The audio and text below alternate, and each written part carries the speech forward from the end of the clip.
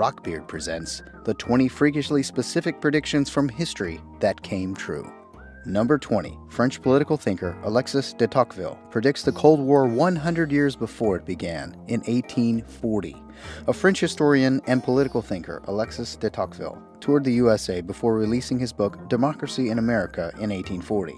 In this book, he seemingly predicted the Cold War, stating, "There are now two great nations in the world which, starting from different points, seem to be advancing toward the same goal, the Russians and the Anglo-Americans.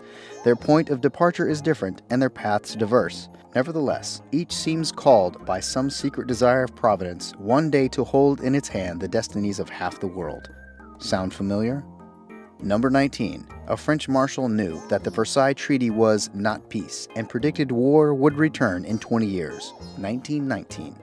Marshal Ferdinand Foch, who served as a French soldier and as the Allied Generalissime during the First World War, believed Germany needed to be greatly weakened and devoid of any military strength at the Paris Peace Conference. He argued the Great War has proven Germany needed to be prevented from rising as a force once again, and stated once the Treaty of Versailles was signed in 1919, "This is no peace, it is an armistice for 20 years." When Germany invaded Poland on September 1st, 1939, World War II began, 20 years after Foch said these infamous words. Number 18. Jules Verne's forecast of the first moon landing was eerily specific, 104 years before it happened, 1865. Jules Verne, best known for his adventure novels Journey to the Center of the Earth, Around the World in 80 Days, and 20,000 Leagues Under the Sea, predicted the Apollo moon landing 104 years before it actually happened. In 1865, he wrote a short story named From the Earth to the Moon, and in it he predicted the ship would be named Apollo, the launch would take place from Florida, and that 3 astronauts would fly into space.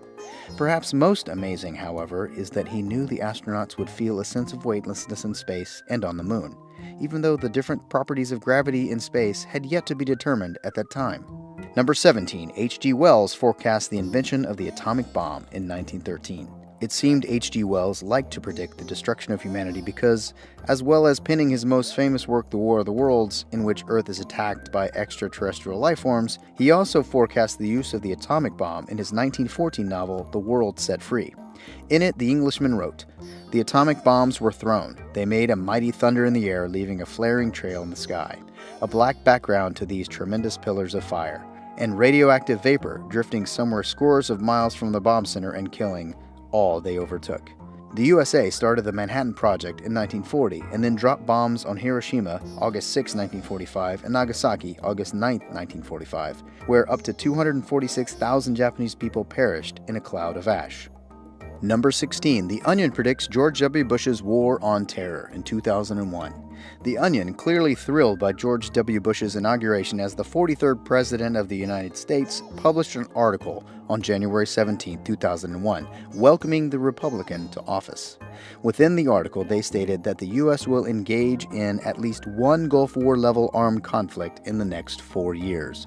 Within 10 months, the U.S. had invaded Afghanistan in response to the 9/11 attacks, and within 3 years their military had also infiltrated the sovereign borders of Iraq. Bush's war on terror was seemingly inevitable. Number 15. Gulliver's Travels describes Mars' 2 moons 151 years before they are discovered in 1726. Irish literary legend Jonathan Swift penned Gulliver's Travels, a satirical book about human nature, in 1726, detailing the many adventures of a journeyman. In one particular extract he wrote, "2 lesser stars or satellites which revolve around Mars." Asaph Hall in 1877 discovered for the first time that Mars did in fact have 2 moons, Phobos and Deimos. Well, he wasn't called Swift for nothing. Number 14. Tom Clancy's Ghost Recon depicts the Russo-Georgian War, 7 years before it happened in 2001. The original Tom Clancy Ghost Recon was released in 2001, and the military tactical shooter game is based in Russia, where there has been civil unrest and heightened tension with neighboring Georgia. Although the U.S. has deployed ghosts in this fictional conflict, it is set in April 2008. Just 4 months before the Russo-Georgian War began, when the Russians deployed troops into South Ossetia. Number 13. Nostradamus predicts that London would be burnt by fire in the year 66, 111 years before it did, 1555. Michel de Nostradame, better known by his Latinized name Nostradamus, was a French author and astrological consultant who made a number of predictions in Les Prophéties, his book released in 1555.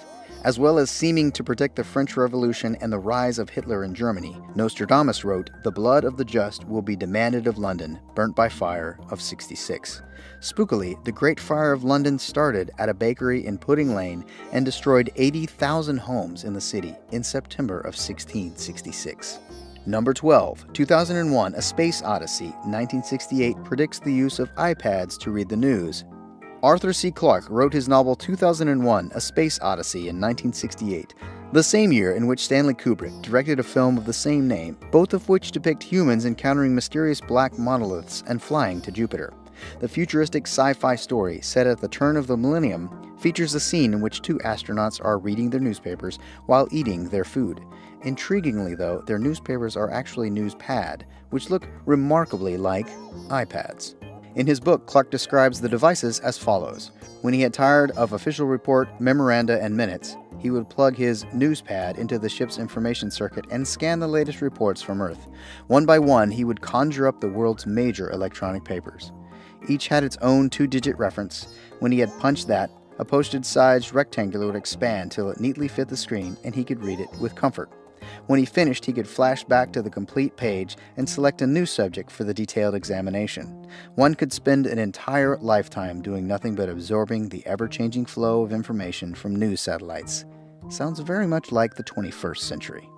Number 11. Robert Boyle predicts more than 15 future scientific inventions in the 1600s. Irish chemist and physicist Robert Boyle discovered Boyle's law, which related pressure and volume in gas. But he also published a wish list of 24 possible future inventions in 1662.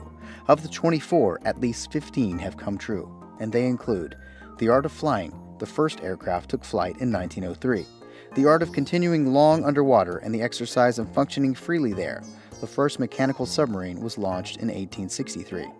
The cure of disease at a distance or at least by transplantation.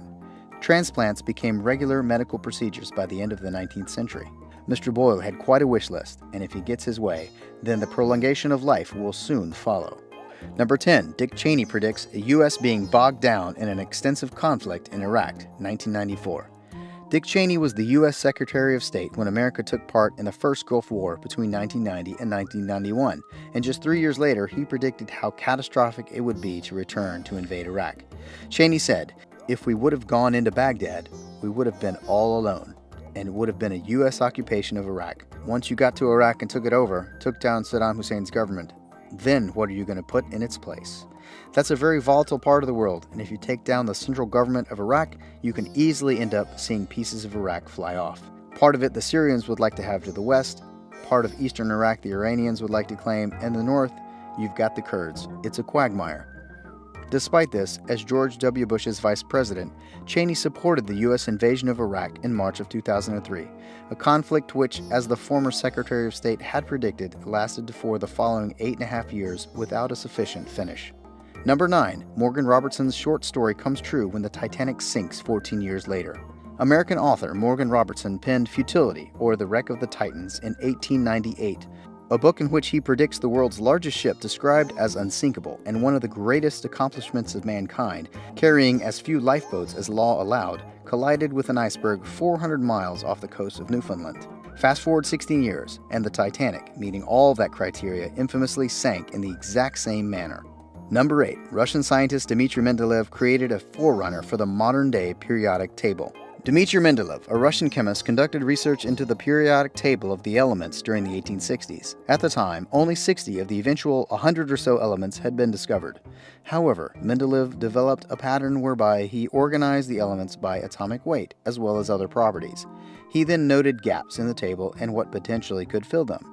Mendeleev correctly predicted the properties of at least 8 further elements, which he named in Sanskrit, including gallium, germanium, that were discovered in 1875 and 1886, respectively.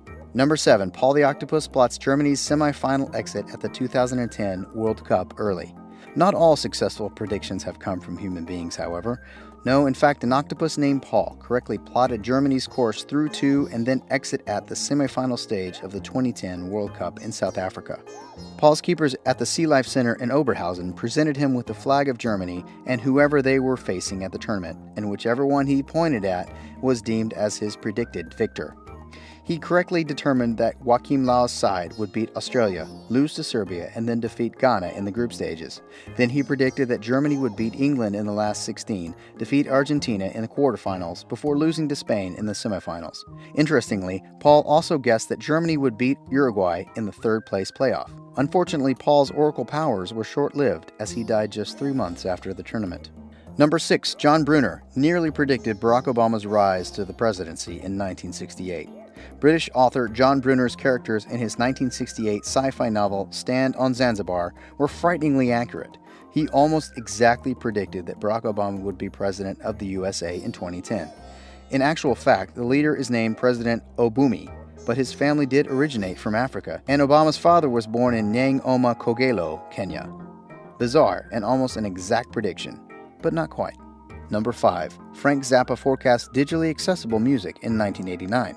American musician and songwriter Frank Zappa was always an unusual character during his lifetime, but it seemed that he was also extremely forward-thinking. In the Real Frank Zappa book, in 1989, he wrote, "We propose to acquire the rights to digitally duplicate and store the best of every record company's quality catalog items, store them in a central processing location, and have them accessible by phone or cable TV, directly patchable into the user's home taping appliances.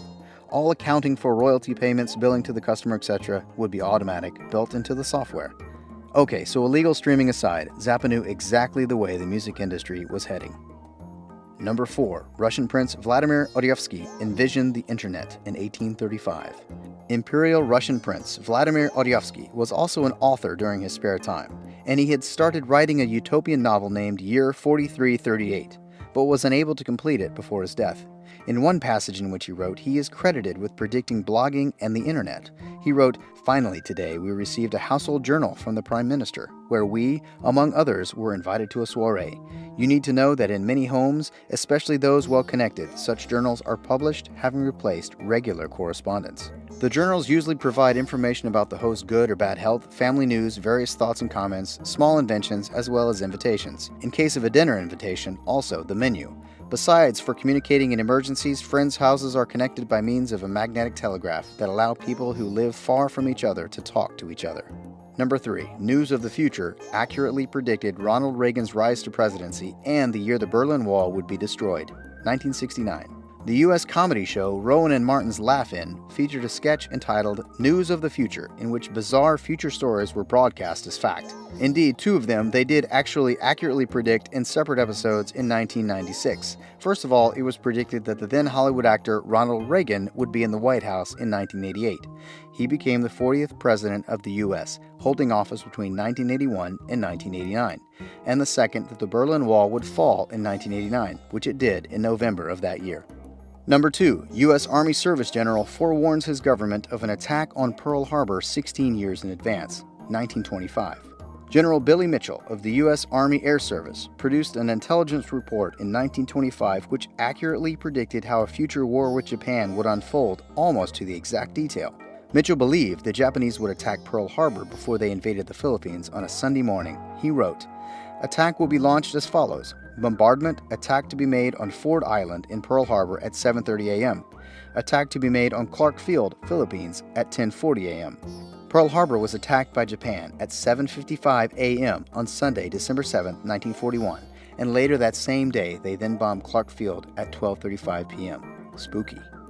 Number 1. Abraham Lincoln foresees his own assassination, 1865. Certainly not something you would want to see before it happens, but it is claimed by Ward Hill Layman, a friend of Abraham Lincoln, that the 16th President of the United States had an eerily prophetic nightmare just 3 days before he was shot and killed by John Wilkes Booth in April 1865.